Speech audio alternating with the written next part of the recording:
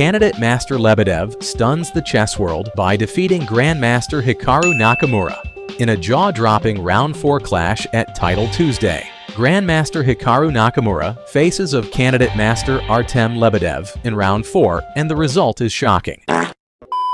Lebedev starts with e4. Hikaru replied with g6, d4 and bishop to g7. Knight to c3 develop, and a 6. They both just develop their pieces and both are fine, not until move 10.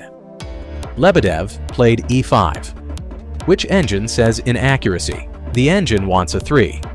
But maybe he didn't want Hikaru to play knight f6. Anyways, Hikaru played f5, which engine labeled as a miss. Because the best move is pawn push threatening the knight. The knight could be moved to safety just like knight to h4. But the engine wants to not move the knight and just play rook to g1. Pawn takes after pawn exchange. The king must move to protect the bishop. Then pawn defends. It has slight advantage to white because of better development, but a knight sack is scary. Anyways, let's go back to the game. Lebedev played en passant capture. Knight recaptures. Both develop their bishops. Then d5 to attack the bishop. Knight takes, then bishop check. King moves. Then knight jumps threatening a fork. Bishop moves. Knights exchange. Then Lebedev with f4. Hikaru pushed, which is a miss. Engine wants to capture the pawn. If the bishop captures, then there's a fork. But if the bishop moves away, Lebedev just gave a free pawn. But since Hikaru didn't take, Lebedev played pawn push. Hikaru attacks the knight. Then the knight gave a check. Bishop was forced to capture, then pawn takes.